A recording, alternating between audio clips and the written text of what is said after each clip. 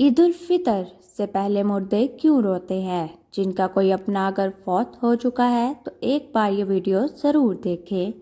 عید الفطر مسلمانوں کے لیے خوشی کا دن ہے، پھر مردے کیوں عید آنے پر روتے ہیں، یہ جان کر آپ حیران رہ جائیں گے۔ بسم اللہ الرحمن الرحیم۔ شوال کا پہلا دن عید الفطر ہے۔ نبی کریم صلی اللہ علیہ وآلہ وسلم نے اس دن کی فضیلت کے بارے میں فرمایا، جب شوال کا پہلا دن ہوتا ہے، آسمانی منادی ندا دیتا ہے، اے مومنوں اپنے تحفوں کی طرف دوڑو۔ امیر المومنین حضرت علی بن ابی طالب رضی اللہ عنہ نے عید الفطر کے ایک خطبے میں ارشاد فرمایا، اے لوگو، یہ دن وہ ہے جس میں نیک لوگ اپنے انعام حاصل کرتے ہیں اور برے لوگ نا امید اور مایوس ہوتے ہیں، اور اس دن کی قیامت کے دن کے ساتھ کافی شباہت ہے۔ اس لیے گھر سے نکلتے وقت اس دن کو یاد کرو جس دن قبروں سے نکل کر خدا کی بارگاہ میں حاضر کیے جاؤ گے۔ نماز میں کھڑے ہونے کے وقت خدا کے سامنے کھڑے ہونے کو یاد کرو، اور اپنے گھروں میں واپس آتے ہوئے اس وقت کو یاد کرو جس وقت وحشت میں اپنی منزلوں کی طرف لوٹو گے۔ اے خدا کے بندو، سب سے کم چیز جو روزہ دار مردوں اور خواتین کو رمضان المبارک کے آخری دن عطا کی جاتی ہے وہ یہ فرشتے کی بشارت ہے جو صدا دیتا ہے، اے بندہ خدا، مبارک ہو، جان لے تمہارے پچھلے سارے گناہ معاف ہو گئے ہیں۔ اب اگلے دن کے بارے میں ہوشیار رہنا کہ کیسے گزارو گے۔ عید الفطر اپنے اعمال اور عبادات کا انعام حاصل کرنے کا دن ہے، اس لیے مستحب ہے کہ اس دن بہت زیادہ دعا کی جائے، خدا کی یاد میں رہا جائے، بے پرواہی نہ کی جائے اور دنیا اور آخرت کی نیکی طلب کی جائے۔ عید الفطر کے دن مسلمانوں کے لیے دو بڑی خوشیاں ہیں۔ ایک یہ کہ اس دن اللہ تعالیٰ صدقۃ الفطر قبول فرماتا ہے۔ یہ بہت بڑی سعادت ہے کہ اللہ تعالیٰ ہمیں مال عطا فرما کر پھر اس میں سے کچھ اپنے نام پر قبول فرما لے اور اسے ہماری آخرت کے لیے محفوظ فرما دے۔ اسی لیے عید کے دن پہلا کام صدقۃ الفطر ادا کرنا ہے۔ دل کی خوشی کے ساتھ خوب زیادہ سے زیادہ صدقۃ الفطر اپنی طرف سے اور اپنے نابالغ اولاد کی طرف سے ادا کریں اور اللہ تعالیٰ کا شکر ادا کریں کہ اس نے ہمیں اس کی توفیق عطا فرمائی۔ دوسری خوشی مسلمانوں کے اجتماع میں اللہ تعالیٰ کے حضور 2 رکعت نماز ادا کرنی ہے۔ رمضان المبارک میں محبوب کی خاطر بھوکے پیاسے رہنے والے عاشقین کو آج ایک خاص ملاقات پر بلایا گیا ہے۔ یہ خاص ملاقات ہے عید کی نماز، اس لیے صبح اٹھ کر خوب اچھی طرح سے نہا لیں، پاک صاف ہو جائیں، اپنے لباس میں سے جو اچھا ہو وہ زیب تن کریں، خوشبو لگائیں، مسواک کر کے منہ کو معطر کریں، جو عطر میسر ہو وہ لگائیں، سرما اور امامہ سے زینت حاصل کریں، عید کے دن شکر کریں۔ عید تو ایک دینی خوشی ہے، رمضان المبارک کی رحمتوں اور برکتوں کی خوشی بس جس کی رمضان المبارک میں بخشش ہو گئی اس کی عید تو خود ہی ہو جاتی ہے، اور جو رمضان المبارک میں محروم رہا وہ لاکھ خوشیاں اور مستیاں کر لیں، اس کی کوئی عید نہیں۔ عید کا دن شکر اور شکرانے کا دن ہے۔ قناعت اور استغنا کا تاج پہنیں، پھر قبر کی مٹی کو یاد رکھیں۔ رب کعبہ کی قسم، دنیا انہی لوگوں کو ستاتی ہے جو موت اور قبر کو بھول جاتے ہیں، اور جو لوگ موت اور قبر کو یاد رکھتے ہیں یہ دنیا ان کی قدموں پر گرتی ہے۔ عید کا دن ایک دن بھی گزر جائے گا، چاروں طرف دنیا کے میلے دیکھ کر اپنی غریبی اور فقیری کو داغدار نہ ہونے دیں۔ جب عید کا دن آتا ہے تو مردوں میں قبروں کے اندر ایک ہلچل سی مچی ہوتی ہے، زمین کے اوپر تو ایک خوشی ہوتی ہے۔ عید کا دن ہوتا ہے ایک بہت ہی پرمست ماحول ہوتا ہے، لیکن قبر کے اندر کا ماحول یہ ہوتا ہے کہ اللہ پاک جو عذاب رمضان میں ان پر سے ہٹاتا ہے وہ واپس نازل ہو جاتا ہے۔ جیسے آپ صلی اللہ علیہ وآلہ وسلم نے فرمایا کہ جب رمضان کا چاند دکھایا جاتا ہے تو شیاطین کو جکڑ دیا اور ان کو قید کر دیا جاتا ہے، اور مردوں کے عذاب میں بھی اللہ تعالیٰ رمضان میں تخفیف فرماتا ہے۔ لیکن جب یہ رمضان کا مہینہ جاتا ہے اور جیسے ہی عید کا چاند نظر آتا ہے تو پھر اللہ تعالیٰ فرماتے ہیں کہ ان کو اس قید خانے سے نکال دیا جائے اور قید سے رہا کر دیا جائے، تو ان شیاطین کو آزاد کر دیا جاتا ہے، اور اس کے ساتھ کچھ مردے ایسے ہوتے ہیں جن کے اوپر صرف رمضان بھر کے لیے عذاب میں تخفیف کی گئی تھی، اور رمضان ہی میں ان کے اوپر سے عذاب کو ہٹایا گیا تھا۔ جیسے ہی رمضان مکمل ہوتا ہے، عید کا چاند دیکھا جاتا ہے، تو ان کے اوپر عذاب کو پھر سے نافذ کر دیا جاتا ہے۔ حدیث شریف میں آیا ہے کہ جب عید الفطر کا دن آتا ہے، فرشتے راستوں پر کھڑے ہو جاتے ہیں اور آواز لگاتے ہیں، اے مسلمین کی جماعتوں، اپنے رب کریم کی طرف چلو، وہ تمہیں ایک اچھے کام کی توفیق دیتا ہے، پھر اس پر ثواب عظیم عطا فرماتا ہے۔ تمہیں رمضان المبارک کی راتوں میں نماز پڑھنے کا حکم دیا اور تم نے نماز پڑھی، تمہیں دن میں روزہ رکھنے کا حکم دیا اور تم نے روزہ رکھا، تم نے اپنے رب کے حکم کی اطاعت کی، اب اس کا انعام حاصل کرو۔ جب نماز عید ختم ہو جاتی ہے تو فرشتے آواز لگاتے ہیں، خوش ہو جاؤ کہ تمہارے پروردگار عالم نے تمہاری مغفرت فرما دی، اب تم خوشی خوشی اپنے گھروں کو لوٹ جاؤ۔ اسی لیے اس دن کو انعام و اکرام کا دن کہتے ہیں۔ جب نبی کریم صلی اللہ علیہ وآلہ وسلم مکہ مکرمہ سے ہجرت کر کر مدینہ منورہ پہنچے تو اہل مدینہ سال میں 2 میلے کرتے تھے۔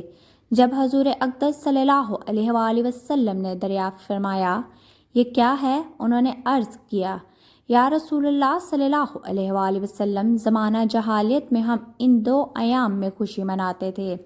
حضور اقدس صلی اللہ علیہ وآلہ وسلم نے ارشاد فرمایا، خدا تعالیٰ نے ان کے عوض ان سے بہتر 2 دن خوشی منانے کے لیے تمہیں عطا فرمائے، ایک عید الفطر اور دوسرا عید الاضحیٰ۔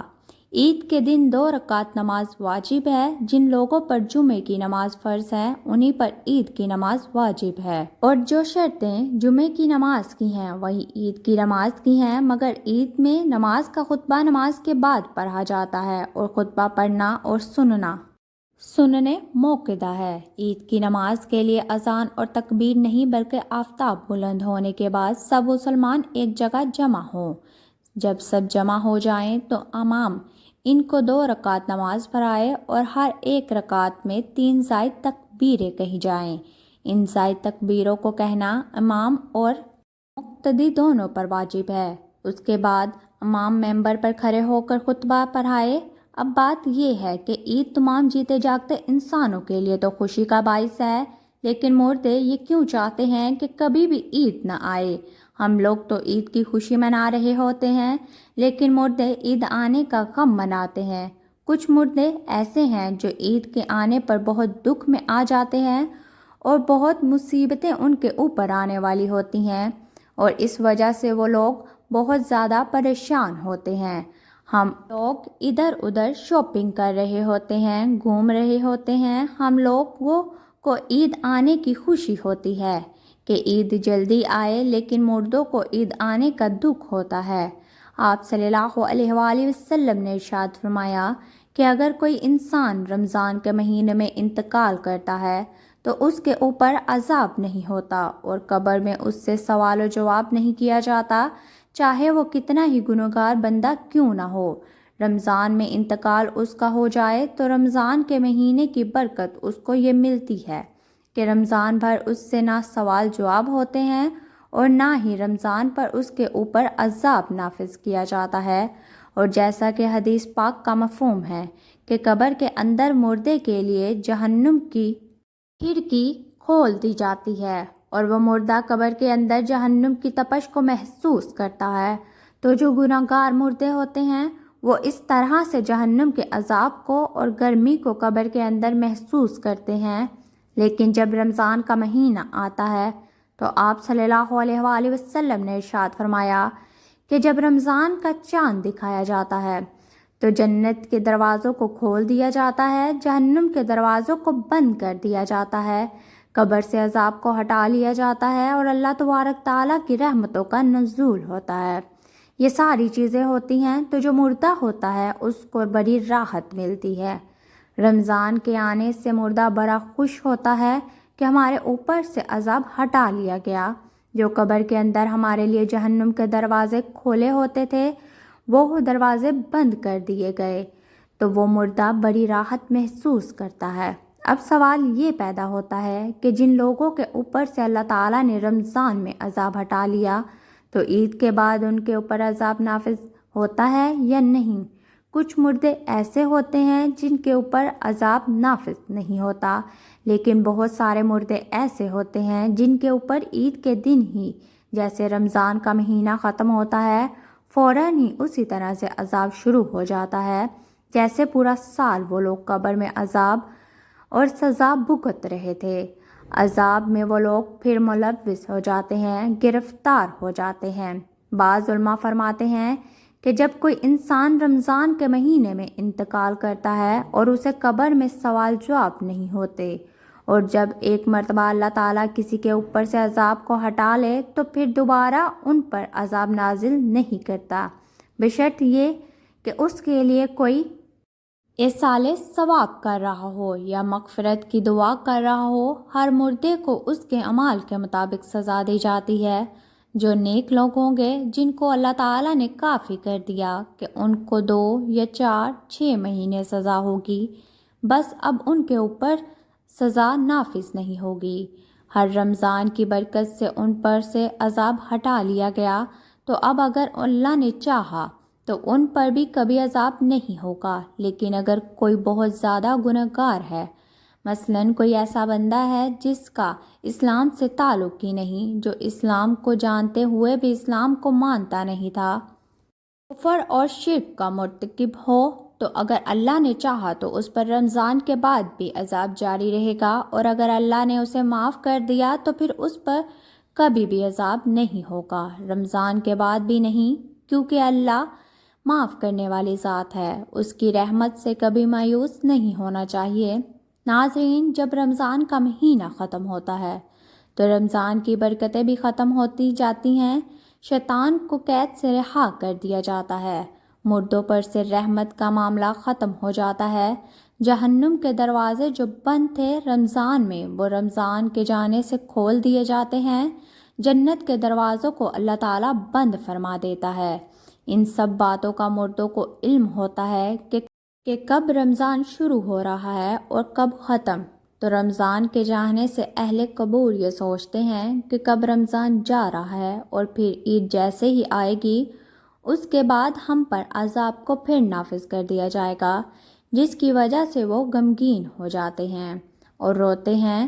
رمضان بھر تو مرحومین کی عید ہوتی ہے کہ ان کے اوپر کوئی عذاب نہیں ہوتا۔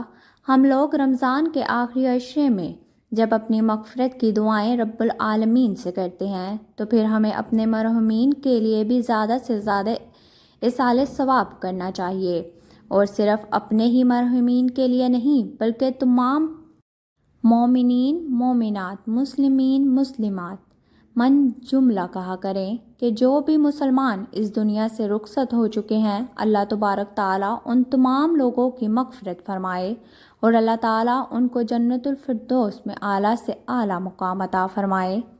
اللہ پاک ہمیں بہتر عمل کرنے کی توفیق عطا فرمائے۔ اللہ پاک میری اور آپ کی بخشش فرمائے، آمین۔ ناظرین، کمنٹ باکس میں اللہ تعالیٰ کے 99 ناموں میں سے ایک نام ضرور ٹائپ کریں۔ شکریہ۔